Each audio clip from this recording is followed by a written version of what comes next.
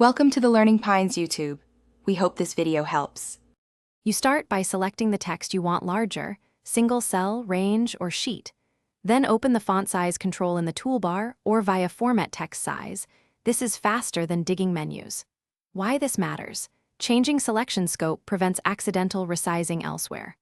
Once done, glance at the zoom setting and compact controls because they change how big text appears without altering font values.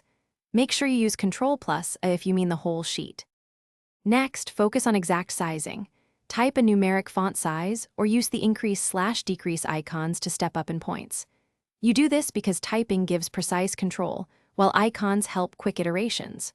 Also, enable wrap text when content runs long, otherwise larger fonts get cut off. Once the size is set, adjust row height and column width so text fits. Merged cells sometimes ignore automatic sizing, so manually set dimensions. To finish, standardize font sizes using Format Theme or update cell styles so changes apply uniformly. This saves future work. Then confirm appearance with Print Preview or Export to PDF because screen zoom can mislead you about actual output. If something goes wrong, text truncation, inconsistent sizes, or ignored changes, first check wrap text, row height, and whether cells are merged. If that fails, clear formatting on affected cells, then reapply the desired font size to resolve stubborn overrides.